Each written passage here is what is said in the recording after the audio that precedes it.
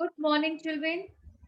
This lesson is for class 6 for the subject of chemistry, chapter number 3, matter, from your textbook, Concise Chemistry, Selena Publications.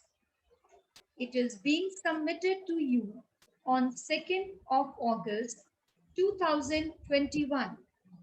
Today, we are going to discuss the composition of matter and the three states of matter.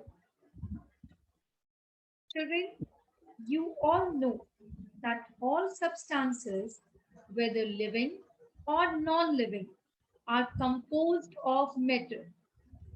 Matter is not only what we can see or touch, but it also includes the air we breathe in, the sun, the stars, and the planets in the universe. So, we can define matter as anything that has mass and occupies space. Matter can also be perceived by our senses. For example, we cannot see air, but we can feel its presence. Now, children, let us see what is matter made of. Matter is made up of extremely small particles called atoms. An atom is the smallest possible unit of matter that exhibits all the properties of matter. Children, atoms usually do not have an independent existence. Therefore, they combine with one another to form a minute particle called molecule. So, a molecule is the smallest unit of matter which exhibits all the properties of that kind of matter and is capable of independent existence. A molecule can be formed of atoms of one kind or different kinds. For example, a molecule of oxygen is made up of two atoms of oxygen, whereas a molecule of water is made up of two atoms of hydrogen and one atom of oxygen. All forms of matter are made of atoms was proposed by a scientist named John Dalton. Now let us talk about the characteristics of particles of matter.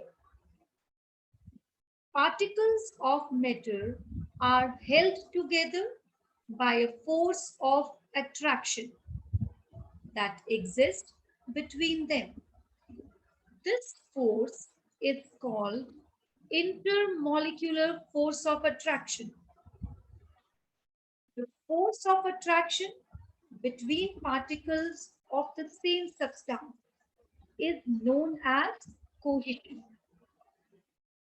Now, the next characteristic is that particles of matter are always in random motion because they possess kinetic energy. And this kinetic energy increases with increase in temperature. The third feature is that particles of matter have space between them, which is called intermolecular space. Let us perform an activity to show that there are intermolecular gaps between water molecules. For that, take half a glass of water, add 1 teaspoon of sugar to it and stir. The sugar disappears, but the level of water in the glass does not rise. It means the volume of water did not increase. But where did the sugar particles disappear? Sugar particles are adjusted between the water molecules. On the basis of properties of matter, that is, intermolecular force of attraction and intermolecular space, matter exists in three different states: solid, liquid, and gas. Let's talk about the properties of solids. Solids are rigid, have a definite shape because molecules in the solid state are packed very close to each other.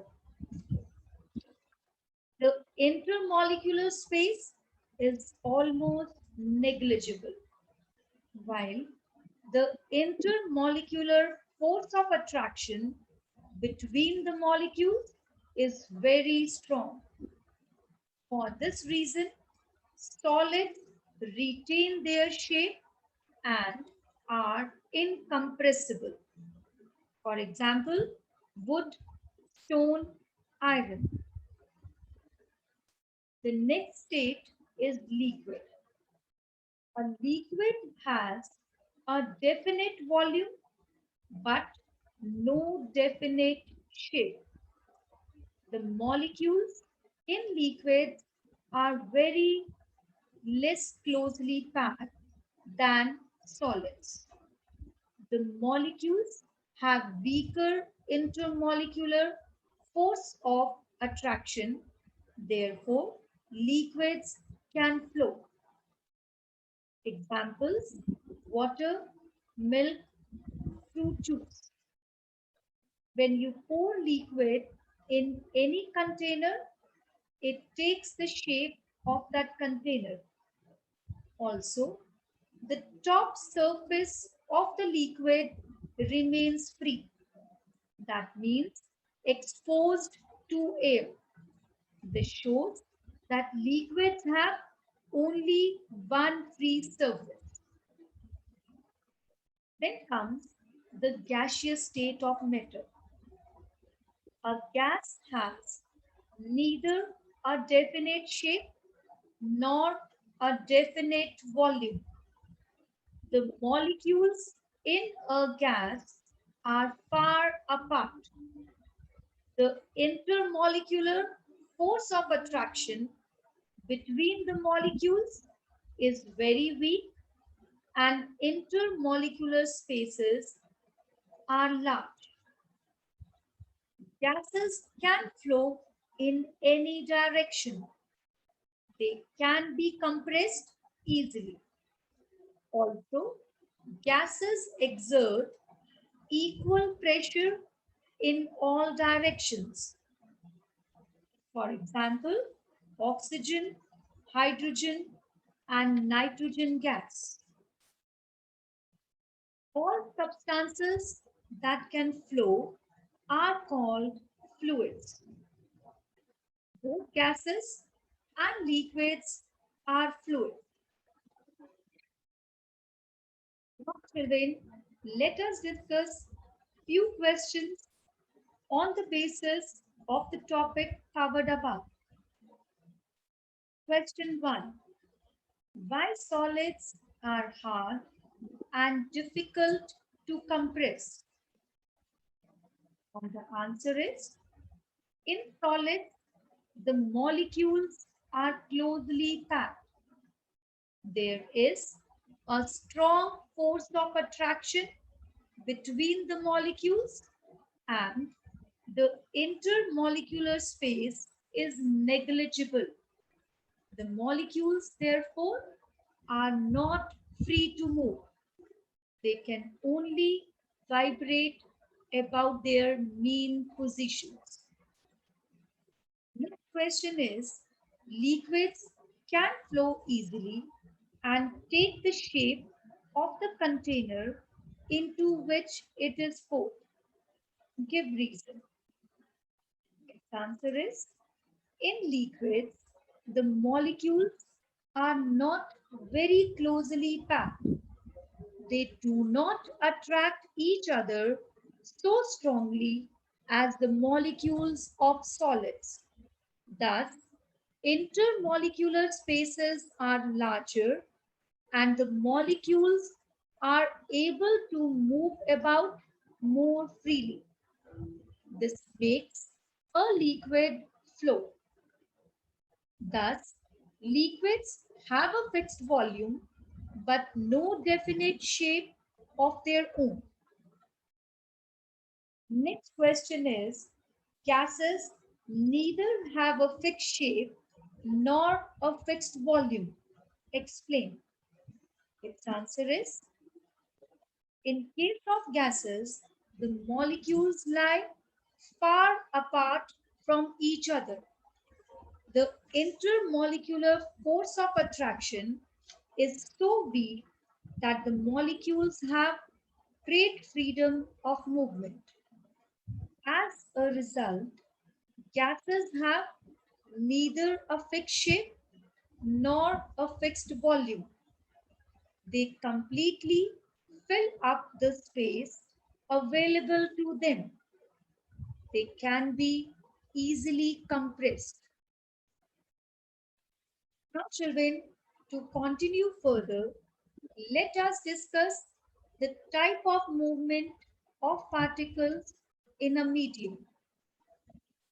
The zigzag motion of particles suspended in a medium is called Brownian movement. The particles of one kind of matter mix with the particles of another kind through a natural movement. This phenomena of intermixing of particles of one kind with another kind is called diffusion. So, there are two types of movements of particles, the Brownian movement and diffusion. Gases diffuse very fast because the particles of gases have enough space between them which allows them to move freely and to mix up easily. Liquids diffuse slowly than gases, but all liquids do not intermix with one another. So liquids which mix with each other are called miscible liquids. Example, water and alcohol. And the liquids which do not mix with each other are called immiscible liquids. And the example is water and oil. When temperature increases, diffusion also increases. The example is when the incense sticks lighted in one corner of the room release fragrance in the whole room. It is due to diffusion. With this topic, I am ending up today's lesson.